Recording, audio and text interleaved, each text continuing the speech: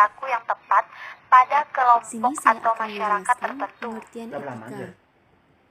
Secara etimologis, Kemudian, istilah saya akan etika bacakan ini moral menurut berasal kamus dari bahasa psikologi. Yunani kuno. Pengertian moral adalah Kata mengacu kepada Yunani akhlak yang ethos sesuai dengan dalam peraturan bentuk tunggal sosial atau mempunyai menyangkut banyak hukum arti. atau adat kebiasaan yang Yang mengatur pertama, tingkah tempat laku. tinggal biasa, seperti padang rumput dan kandang Kemudian habitat. selanjutnya saya akan Kemudian bacakan yang pengertian kedua, etika. kebiasaan adat, Pengertian etika seperti secara umum. akhlak, Etika adalah watak, suatu ilmu yang perasaan, membicarakan masalah sikap, dan perbuatan cara atau tingkah berpikir. laku manusia yang mana Dalam bentuk dapat dinilai jamak, baik dan mana yang taeta dapat dinilai artinya jahat adalah atau adat buruk. kebiasaan.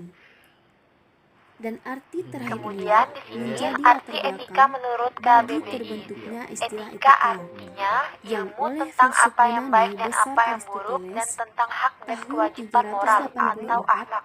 sampai dengan 322 sebelum Masehi sudah dipakai Kemudian, untuk menunjukkan pengertian filsafat etika moral. menurut para ahli, Jadi, menurut Hamzah secara Yakub, etimologis, etika merupakan pengertian dari ilmu yang etika ini menyelidiki adalah suatu perbuatan ilmu mana yang tentang baik dan buruk, apa yang serta biasa dilakukan atau memperlihatkan ilmu amal tentang perbuatan adat manusia kebiasaan. sejauh dan dapat Secara diketahui oleh akal terminologis, pikiran. etika berarti Sekian yang pengetahuan dapat yang saya membahas sampaikan, baik presentasi buruk yang dapat saya atau benar sampaikan. Terima tidaknya kasih, mohon maaf tingkah jika laku banyak dan tindakan kesalahan. manusia, serta sekaligus menyoroti kewajiban-kewajiban manusia.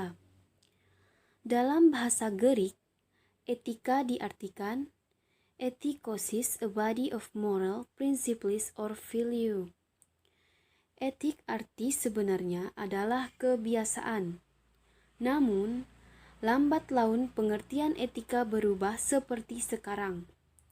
Etika ialah suatu ilmu yang membicarakan masalah perbuatan atau tingkah laku manusia, mana yang dapat dinilai baik dan mana yang dapat dinilai buruk, dengan memperlihatkan amal perbuatan manusia sejauh yang dapat dicerna akal pikiran. Pengertian moral. Pengertian moral secara umum. Moral adalah suatu hukum tingkah laku yang diterapkan pada setiap individu untuk dapat bersosialisasi dengan benar agar terjalin rasa hormat dan menghormati. Perlu adanya ajaran yang penting dalam membentuk moral pada seseorang supaya bertingkah laku sesuai norma dan perilaku di masyarakat. Oleh karena itu, pendidikan berperan penting dalam pembentukan moral secara etimologi. 1. Moral berasal dari bahasa Latin yakni mos, jamak atau morse, yang berarti kebiasaan, adat. Kata mos, mores, dalam bahasa Latin sama artinya dengan ethos dalam bahasa Yunani. 2. Dalam bahasa Indonesia, kata moral diterjemahkan dengan aturan kesusilaan ataupun istilah yang digunakan untuk menentukan sebuah batas-batas dari sifat peran lain, kehendak, pendapat, atau batas perbuatan yang secara layak dapat dikatakan benar, salah, baik, maupun buruk.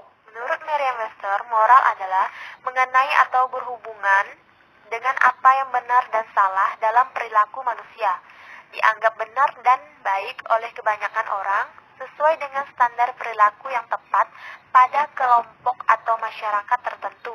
Menurut kamus psikologi, pengertian moral adalah mengacu kepada akhlak yang sesuai dengan peraturan sosial atau menyangkut hukum atau adat kebiasaan yang mengatur tingkah laku. Jika menurut KBBI, etika artinya ilmu tentang apa yang baik dan apa yang buruk dan tentang hak dan kewajiban moral atau akhlak.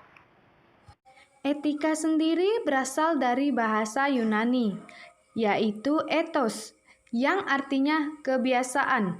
Jadi, etika merupakan suatu pemikiran kritis dan mendasar tentang ajaran-ajaran dan pandangan-pandangan moral.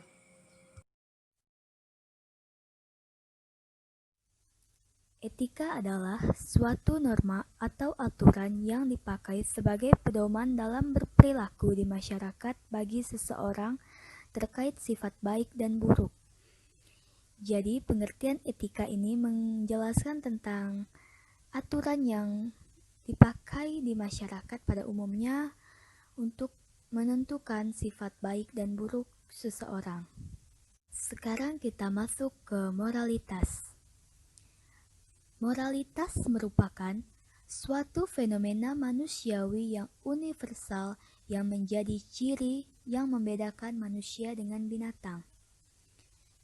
Maksudnya di sini, jika binatang, ia tidak dapat membedakan antara sifat yang pantas atau tidak pantas. Tetapi kita manusia dilahirkan dengan kemampuan untuk membedakan mana suatu hal yang baik dilakukan oleh kita dan mana suatu hal yang tidak baik atau tidak pantas dilakukan oleh kita.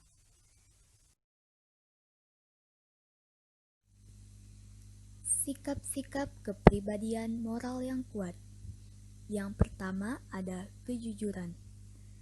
Dasar setiap usaha untuk menjadi orang kuat secara moral adalah kejujuran.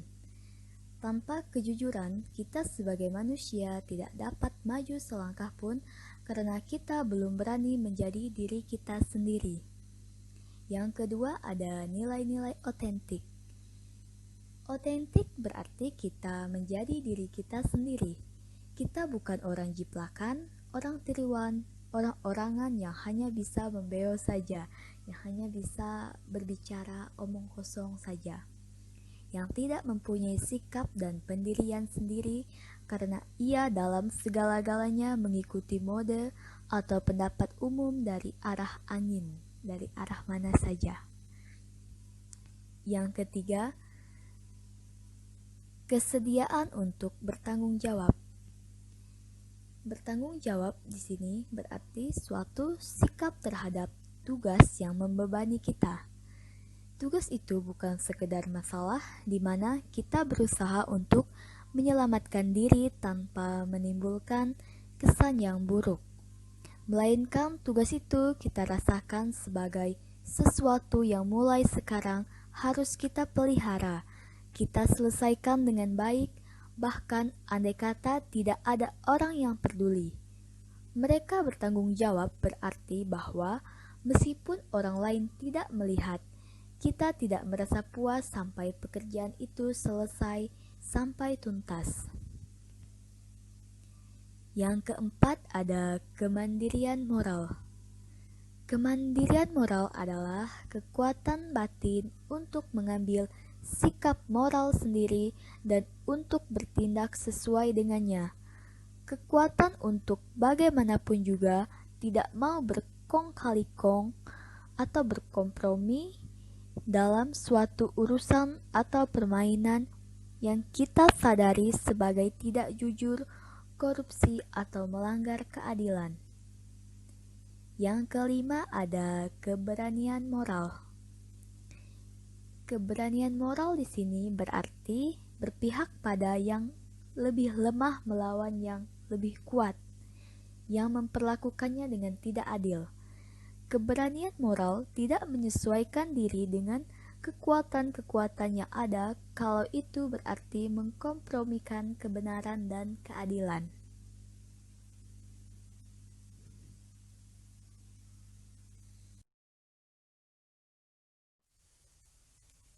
Berikut kita masuk pada tujuan dan fungsi moral. Yang pertama, untuk menjamin terwujudnya harkat dan martabat pribadi seseorang dan kemanusiaan. Yang kedua, untuk memotivasi manusia agar bersikap dan bertindak dengan penuh kebaikan dan kebajikan yang didasari atas kesadaran, kewajiban yang dilandasi moral. Yang ketiga, untuk menjaga keharmonisan hubungan sosial antar manusia, karena moral menjadi landasan rasa percaya terhadap sesama. Yang keempat, dapat memberikan wawasan masa depan kepada manusia, baik sanksi sosial maupun konsekuensi dalam kehidupan, sehingga manusia akan penuh pertimbangan sebelum bertindak.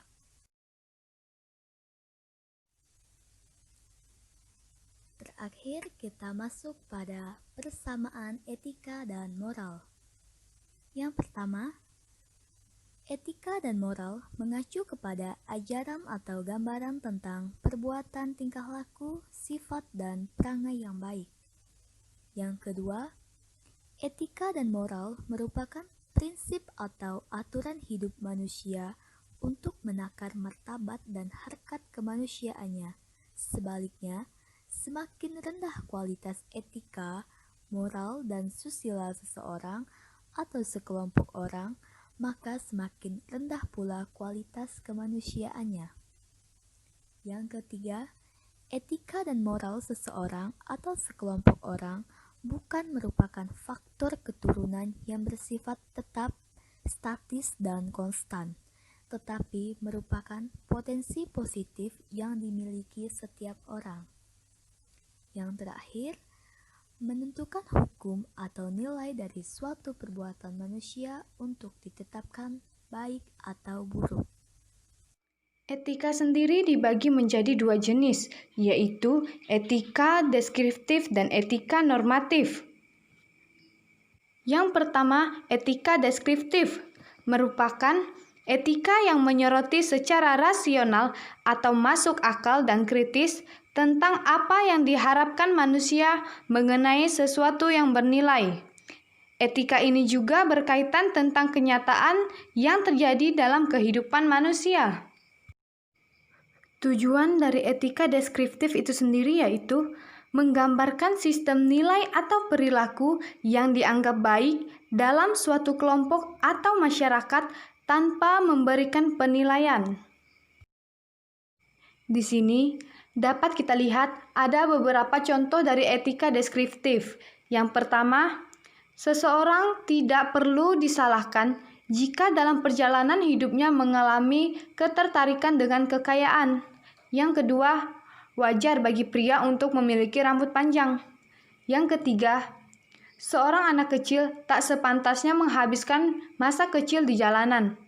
Yang keempat, dalam keluarga, orang tua harus bisa menjadi teman sebaya bagi anak-anak mereka.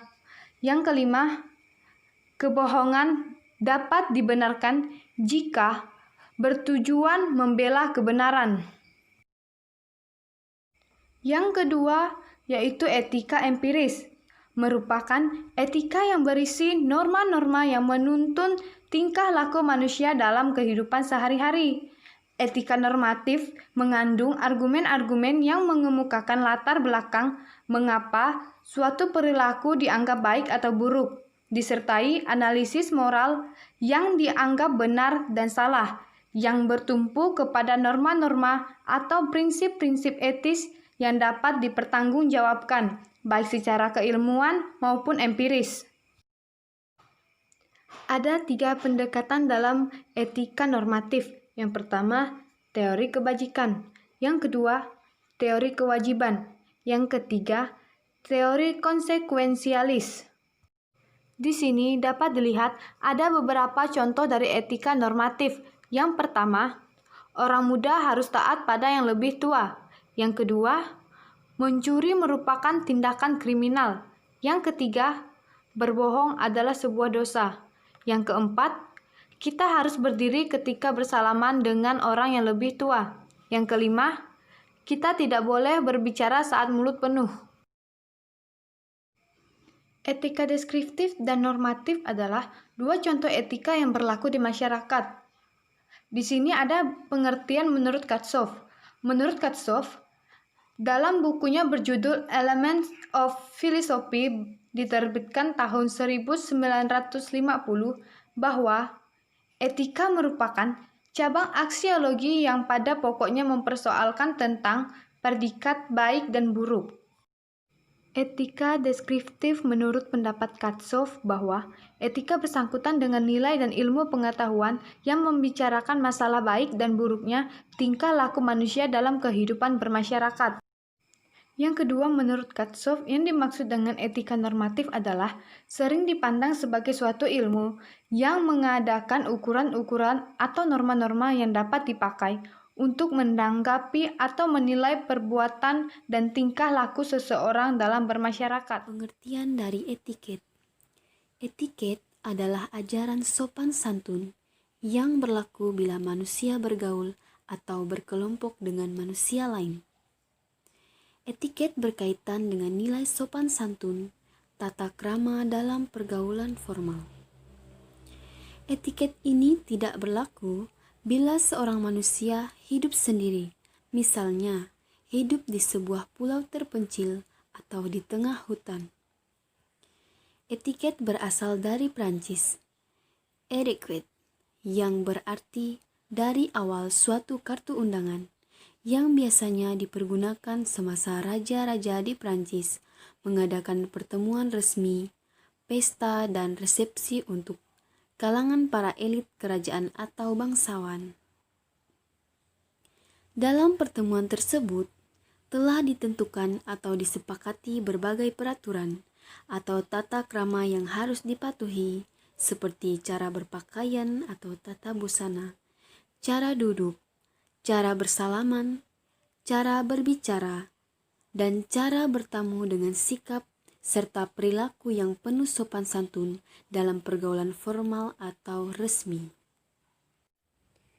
Di sini terdapat 4 macam perbedaan yang sangat penting antara etika dan etiket. Yang pertama, etiket menyangkut cara suatu perbuatan yang harus dilakukan oleh manusia. Di antara beberapa cara yang mungkin, etiket menunjukkan cara yang tepat, artinya cara yang diharapkan serta ditentukan dalam suatu kalangan tertentu. Misalnya, jika kita menyerahkan sesuatu kepada orang lain, apalagi yang lebih tua dari kita harus menyerahkannya dengan menggunakan tangan kanan. Dianggap melanggar etiket bila orang menyerahkan sesuatu dengan tangan kiri. Tetapi etika tidak terbatas pada cara dilakukannya suatu perbuatan. Etika memberi norma tentang perbuatan itu sendiri. Etika menyangkut masalah apakah suatu perbuatan boleh dilakukan, ya atau tidak. Di sini terdapat contohnya jika A menyerahkan amplop kepada B dengan cara amat sopan atau dengan tangan kanan, tapi B adalah seorang hakim dan A adalah orang yang mempunyai perkara di pengadilan, dan amplop berisikan uang yang diberikan untuk menyuap hakim tersebut, perbuatan ini sangatlah tidak etis, meskipun dari sudut etiket dilakukan secara sempurna. Yang kedua, etiket hanya berlaku dalam pergaulan. Bila tidak ada orang lain hadir atau tidak ada saksi mata, etiket tidak berlaku. Misalnya, ada banyak peraturan etiket yang mengatur cara makan atau berpakaian. Yang dianggap melanggar etiket bila makan sambil berbunyi atau dengan meletakkan kaki di atas meja. Tetapi, kalau makan sendiri, tidak melanggar etiket, makan dengan cara demikian. Sebaliknya, etika selalu berlaku, juga kalau tidak ada saksi mata. Etika tidak tergantung pada hadir tidaknya orang lain.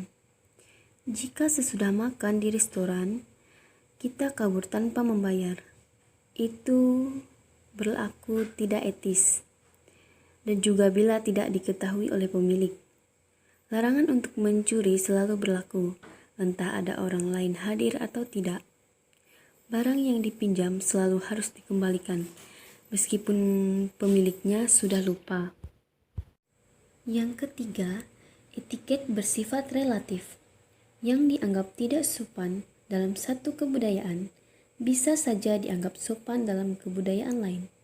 Contohnya, makan dengan tangan atau bersendawa waktu makan. Lain halnya dengan etika. Etika jauh lebih absolut. Di sini terdapat kutipan, jangan mencuri, jangan berbohong, dan jangan membunuh, merupakan prinsip-prinsip etika yang tidak bisa ditawar-tawar atau mudah diberi dispensasi. Kemudian yang keempat, jika kita berbicara tentang etiket, kita hanya memandang manusia dari segi lahiriah saja, sedangkan etika menyangkut manusia dari segi dalam. Bisa saja orang tampil sebagai musang berbulu ayam, dari luar sangat sopan dan halus, tetapi di dalam penuh kebusukan. Tidak merupakan kontradiksi Jika seseorang selalu berpegang pada etiket dan sekaligus bersikap munafik, sebab seandainya dia munafik, hal itu dengan sendirinya berarti ia tidak bersikap etis. Di sini memang ada kontradiksi. Orang yang bersikap etis adalah orang yang sungguh-sungguh baik. Pengertian dari amoral dan immoral. Amoral adalah tindakan tidak bermoral yang dilakukan oleh seseorang karena kurangnya pengetahuan, memiliki kelainan atau belum cukup umur. Sedangkan immoral adalah tindakan tidak bermoral yang dilakukan oleh seseorang, walaupun orang tersebut sudah mengetahui bahwa hal tersebut memang salah dan tetap melakukannya. Istilah amoral dapat diartikan sebagai sesuatu yang tidak mempunyai relevansi etis, tidak berkaitan dengan masalah moral, dan bebas moral. Kemudian istilah immoral juga dapat diartikan sebagai sesuatu yang tidak etis, jahat, tidak bermoral, dan tidak berakhlak. Contoh amoral yaitu menonton TV, cara berbicara, cara berjalan, dan lain sebagainya. Sedangkan contoh immoral yaitu merokok, memukul, menampar anak, minum minuman beralkohol, membunuh, dan lain sebagainya.